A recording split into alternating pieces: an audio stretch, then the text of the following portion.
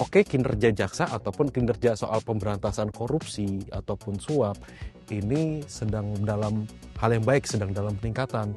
Tapi di sisi lain juga justru memberikan sentimen negatif. Karena memang terkait kasusnya sendiri. Kok korupsi nggak selesai-selesai, kok terus-terus ada. Selain melakukan penuntutan, melakukan penyidikan, memberantas korupsi. Nah, menegakkan hukum ini menjadi hal yang paling disorot, kinerjanya kurang memuaskan. Karena mungkin dari kasus Pinangki ini kita juga bisa melihat ini presiden ketika penegak hukum itu bisa tajam keluar, tapi justru tumpul ketika si terdakwanya adalah penegak hukum itu sendiri.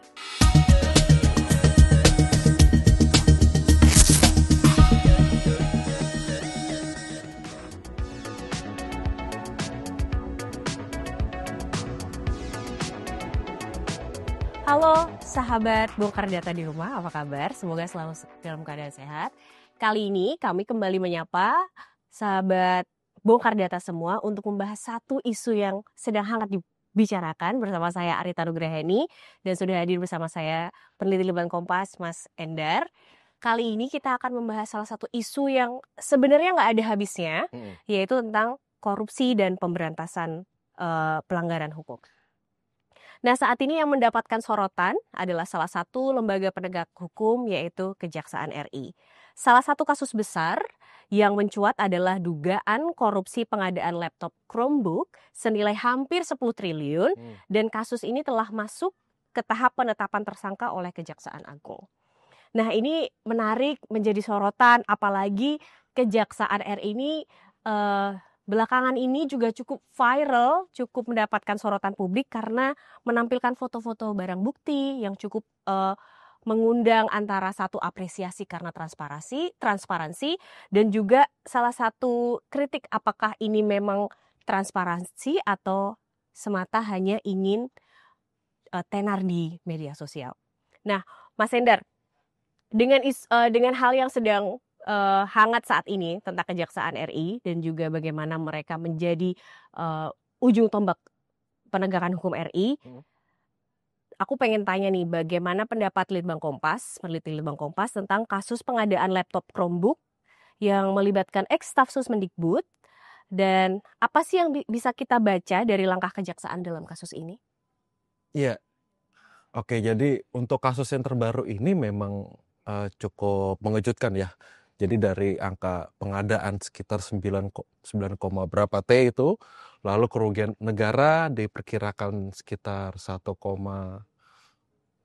bahkan sampai 2 triliun begitu. Sampai 2 triliun dan ini rasa-rasanya memang menjadi suatu hal yang bisa ditangkap dua hal yang berbeda. Terutama kalau kita melihat bagaimana soal kinerja jaksa. Karena dalam tiap kasus korupsi nyatanya itu ketika ada muncul kasus korupsi apalagi dengan nilai yang besar.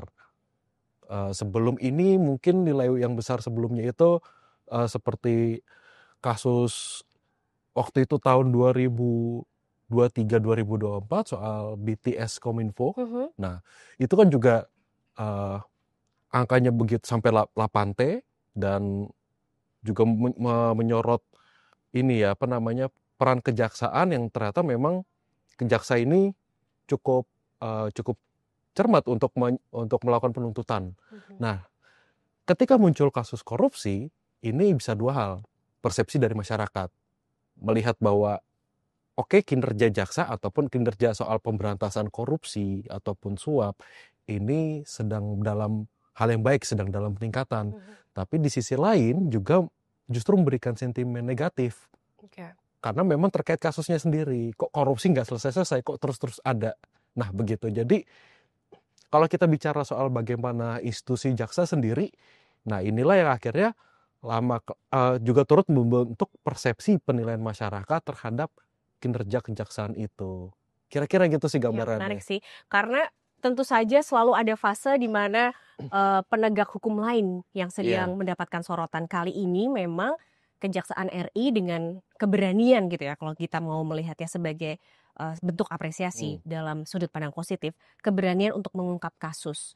Nah, mengingat bahwa Litbang Kompas juga sering melakukan survei Ya. yang kita juga bisa melihat tren. Bagaimana sih sebenarnya tren kepuasan publik, atau mungkin kita awali dengan citra. Bagaimana sih sebenarnya citra Kejaksaan RI di mata publik dari tahun ke tahun? Oh, kalau kita bicara citra, memang Kejaksaan RI ini dari tahun ke tahun ya, dalam survei periodik terakhir di 2024, lalu kemarin di bulan lalu Juni 2025.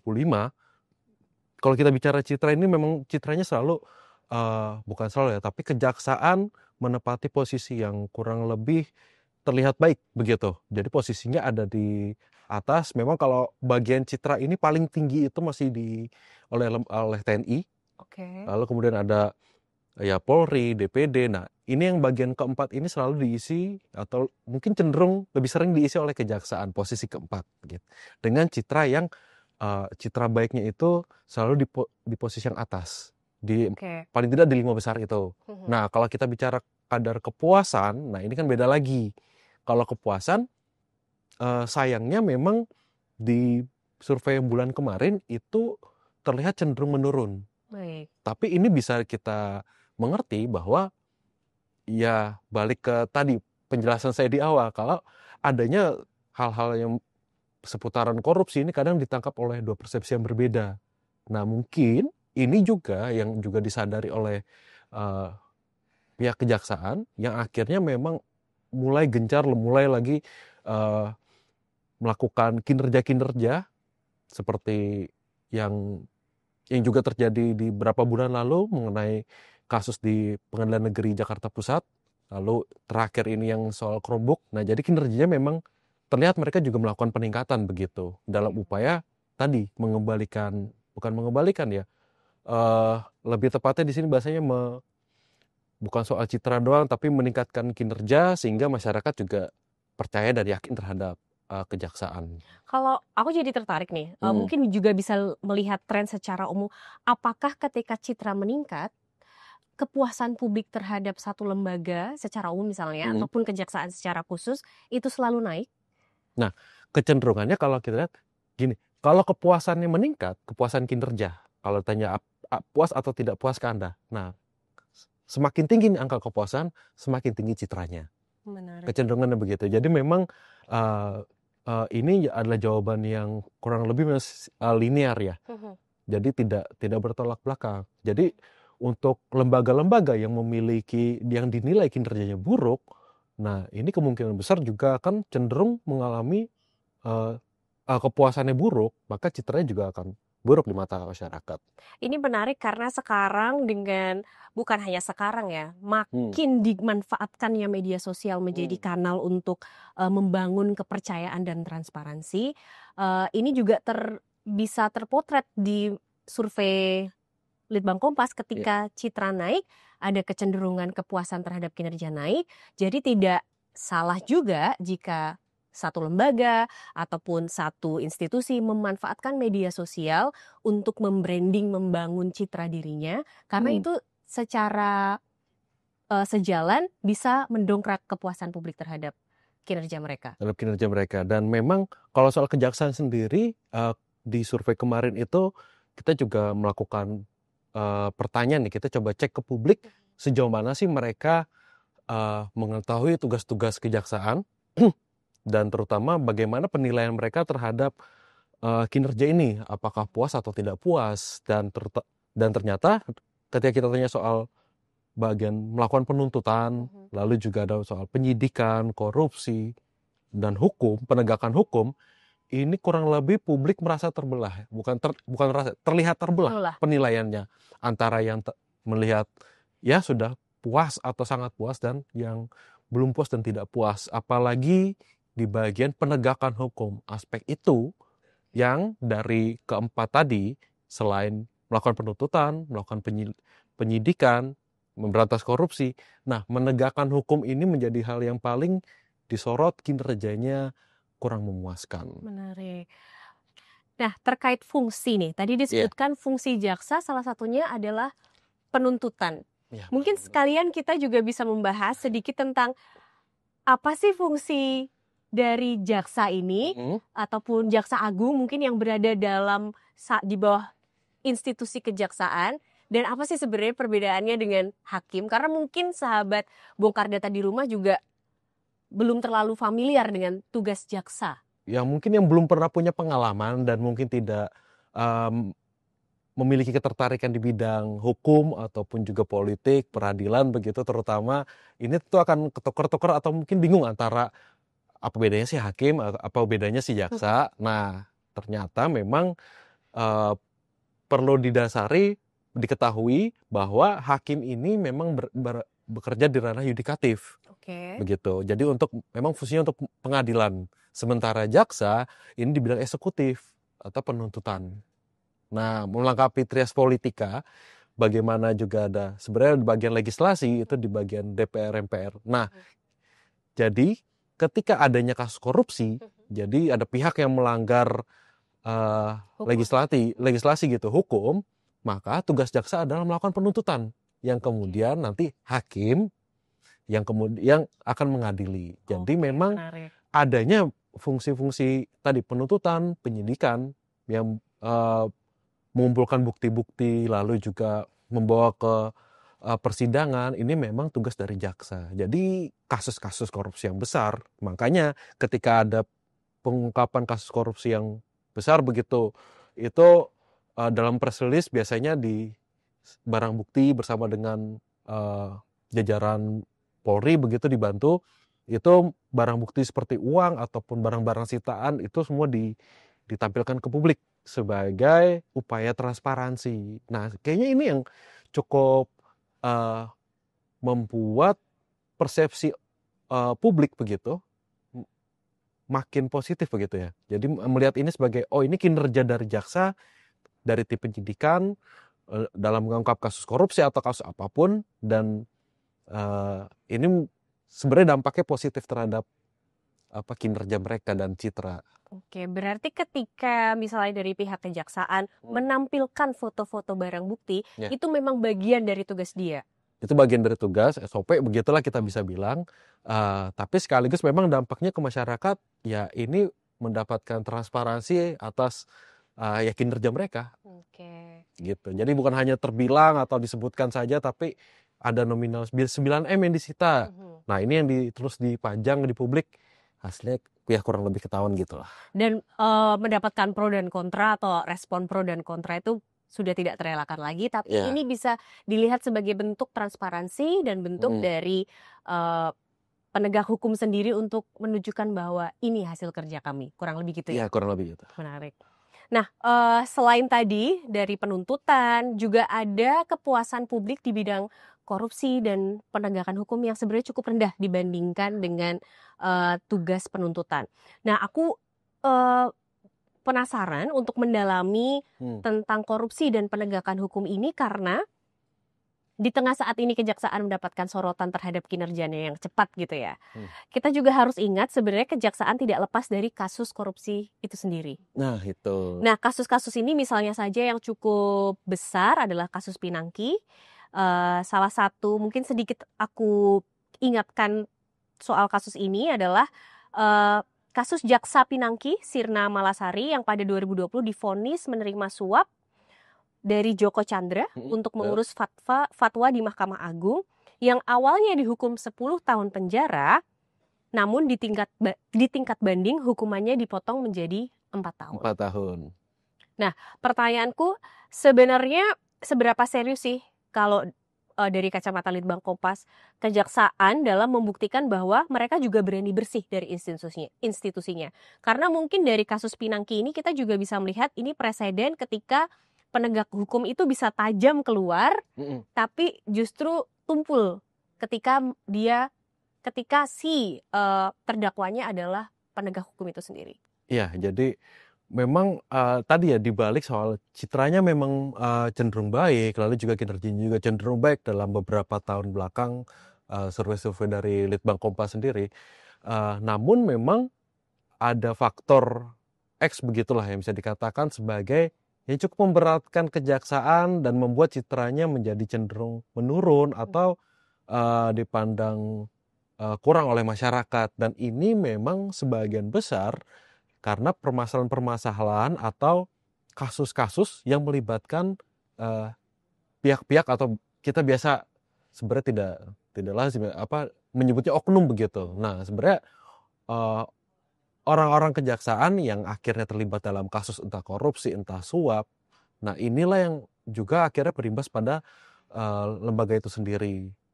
Mungkin bukan pertama-tama soal bagaimana dia bisa terungkapnya ya. Kalau itu orang masih bisa terima kalau ada jaksa tertangkap segala macam suap. Berarti ini kan juga memang ada kinerja kejaksaan. Tapi masalahnya ketika melakukan penuntutan hukum itu. Jadi penuntutan ini cenderung lebih rendah dibandingkan orang-orang lain atau pihak-pihak lain yang mengalami kasus yang sama. Ketika ini kejaksaan berhadapan dengan koleganya sendiri begitu di internal kejaksaan. Jadi misalnya contoh dari Jaksa Pinangki itu, saat ini pun juga statusnya sudah vonis bebas bersyarat. Nah ini kan dengan total kerugian kurang lebih Jaksa Pinangki itu sebesar 500.000 US dollar. 5.000 US. Menerima suap sebesar 500.000 US dollar. Dalam kasus suap sebesar itu dengan tuntutan 10 lalu turun jadi 4 di pengadilan, rasanya memang di sini ada konflik internal di kejaksaan. Nah, itu kan contoh Jaksa Pinangki ini hanya salah satu saja, tapi waktu itu kepentingan antara kejaksaan dengan KPK, antara Fikri dan Marta ya waktu itu ya terjaring OTT KPK, lalu juga ada jaksa beli barang bukti narkoba tahun 2024 tahun lalu. Nah ini yang kemudian kasus-kasus ini layaknya seperti lembaga-lembaga lain, ini akan mengaruhi penilaian masyarakat terhadap kinerja maupun citra mereka. Ya ini salah satu PR yang memang harus segera diselesaikan untuk kejaksaan itu sendiri. Oke, sekaligus tadi nyebut KPK, sebenarnya apa sih ketika kita berbicara penegakan hukum kan ada polisi, tadi kita udah bahas tentang bedanya hakim dan jaksa. KPK ini kan juga melengkapi institusi penegakan hukum kita ya. Sebenarnya fungsinya apa? Apakah sedikit tumpang tindih dengan kejaksaan atau justru melengkapi? Jadi melengkapi ya. Jadi sebenarnya kalau ketika ada dugaan-dugaan korupsi dan indikasi-indikasi itu biasanya KPK yang bergerak lebih dulu. Lalu kemudian ketika ini sudah dilakukan kepastian dari segi barang bukti segala macam. Nah ini lalu bekerja sama dengan jaksa dan kepolisian untuk akhirnya entah itu melakukan OTT ataupun melakukan penuntutan langsung begitu. Nah ini yang memang kinerja ketiga lembaga ini khususnya untuk di bidang pemberantasan korupsi memang menjadi hal yang sebenarnya ya ini sangat dibutuhkan masyarakat. Penilaian pemerintah itu kalau kita lihat pasti minusnya itu di soal pemberantasan korupsi. Dan isu korupsi ini yang selalu mengganjal untuk kalau kita bicara soal kepuasan lah, soal kinerja lah, untuk lembaga manapun, termasuk pemerintah dari masyarakat. Nah, sebenarnya bagaimana untuk agar faktor ini hilang ataupun faktor ini membaik, korupsi ini membaik. Nah, ketiga lembaga ini perlu bersinergi. Artinya, kalau kita hari ini bahas kejaksaan, nah kejaksaan juga harus punya kemampuan selain tadi ya internalnya sendiri, namun juga semakin bersinergi dengan KPK dan Polri. Oke, jadi mereka semangatnya adalah sinergi, melengkapi, dan bukan justru kayak saat ini, karena memang ada masa di mana KPK itu sangat moncer gitu ya. Kemudian kita tidak terlalu melihat kiprahnya kejaksaan, sementara saat ini kiprah kejaksaan lah yang mendapatkan panggung. Tapi bukan berarti itu saling mengalahkan. Nah harusnya enggak, harusnya ya seperti kasus tahun lalu itu singgungan dengan KPK itu alias sebenarnya sangat menyayangkan dan merugikan masyarakat untuk kemajuan untuk pemberantasan korupsi itu sendiri. Jadi kembali ke internal kejaksaan karena juga saat ini yang sering disorot oleh netizen maupun juga di survei kita nampak terkait bagaimana tensi publik terhadap satu isu itu adalah ketika banyak jaksa yang tampil di media sosial, yang mereka tampil dengan baju dinas mereka, dan juga tak lepas ketika mereka tampil dengan gaya hidup tertentu. Nah, menurut pandanganmu, apakah ini justru berisiko mencampur adukan ranah pribadi dan institusi, atau justru ini menjadi bentuk bahwa antara penegak hukum dengan masyarakat itu tidak berjarak, tidak perlu ada jarak. Ya, jadi kalau masyarakat ini unik ya. Mhm. Kalau kita lihat jadi kalau dibalik survei begitu, hal-hal yang bersifatnya sosial ataupun secara kultural, memang penilaiannya agak tumpang tindih, agak saling bergesekan ketika publik melihat citra seorang pejabat publik ataupun dengan artis atau seorang entertainer. Nah, kalau artis, entertainer, bergaya mewah segala macam, itu makin dipuji kan. Wah, sukses segala. Nah, ternyata kalau pejabat, karena merasa, dan ini memang benar ya, ya mereka itu hidup atau digaji dari uang pajak kita, uang yang ya sebenarnya dari masyarakat sendiri, tapi digunakan sebagai hal tadi, berlebihan segala macam. Nah, ini kan juga terjadi misalnya di pejabat di lembaga-lembaga lainnya. Ketika mereka mau memamerkan harta kekayaan segala macam. Nah, ini yang juga menjadi presiden begitu, atau membentuk suatu citra yang negatif sebenarnya. Kalau untuk bagaimana masyarakat menilai. Nah, ini terlepas dari masing-masing pribadi ya. individu. Cuma mayoritas kecenderungannya memang ketika melihat seorang pejabat publik apapun itu di lembaga apapun, ketika memamerkan harta kekayaannya, misalnya berdandan ataupun juga memamerkan gaya hidup yang berlebihan, yang dirasa berlebihan begitu, ini akan memandang dugaan-dugaan yang negatif. Apalagi kan jaksa ini kan kaitannya dengan hukum lah, Betul. lalu dengan transaksional. Nah, begitu ini jadi dugaan ini semakin cocokologinya itu semakin mengarah Tapi seringkali juga mungkin ini juga jadi bagian dari masyarakat, ketika masyarakat jeli bisa melihat satu pejabat publik yang gaya hidupnya kok lebih dari yang gaji dia ya. Nah, ini kan sering sekali juga menjadi pintu masuk bagi penyelidikan atau indikasi kasus korupsi, yang mana sebenarnya poin plus dari media sosial itu sendiri. Ya, jadi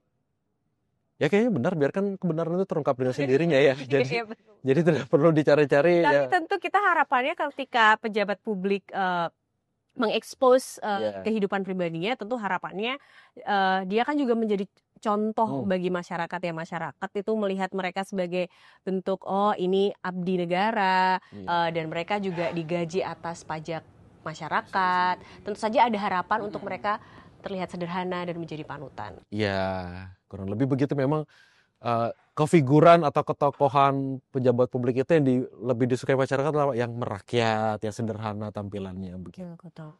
Ini kayaknya akan menjadi pertanyaan terakhir yang menutup bongkar data kita kali ini. Karena tadi mungkin kalau boleh dirangkum, ternyata memang Kejaksaan Indonesia, Kejaksaan RI, citranya itu cenderung naik, walaupun memang masih berada di level tengah gitu ya, di antara penegak atau lembaga hukum lainnya. Sementara dari sisi kepuasan turut mengikuti, dan yang paling menjadi sorotan bagi publik adalah terkait penegakan hukum dan korupsi. Nah, mungkin ketika Kejaksaan RI saat ini mendapatkan sorotan yang mana positif, dan tentu saja kita mengapresiasi kinerja penegak hukum kita, apa yang bisa kita sampaikan ke kejaksaan maupun publik untuk menjaga momentum ini? Karena jangan sampai momen ketika Kejaksaan RI ini mendapatkan sorotan positif justru blunder dan tidak dimanfaatkan untuk meningkatkan kinerjanya. Iya, rasanya memang kalau kita lihat di survei di bagian keyakinan publik begitu, apakah mereka yakin atau tidak, yakinkah mereka kejaksaan akan menjadi lebih baik kinerjanya begitu. Jawabannya itu ada di angka 67%. Nah, ini sebenarnya tuh dibilang kurang ya nggak juga, tapi dibilang baik sekali ya juga. Tapi ini lebih ke cenderung menengah begitu ya. Tapi memang tone-nya lebih positif begitu, cenderung baik, tapi belum baik sekali. Nah, sebenarnya kan ini masih menggambarkan bagaimana publik itu melihat kejaksaan ya sebenarnya masih cukup terbelah antara yang yakin dan tidak yakin, yang pesimis, yang apatis, dengan yang memang optimis, yang yakin dan percaya kepada kejaksaan sepenuhnya. Saya rasa untuk menjaga momen itu ya perlu dua hal tadi ya. Pertama, perbaikan internal terhadap kasus-kasus jaksa yang terjerat kasus hukum begitu. kalaupun akhirnya ada jaksa yang terungkap, terjerat, terlibat,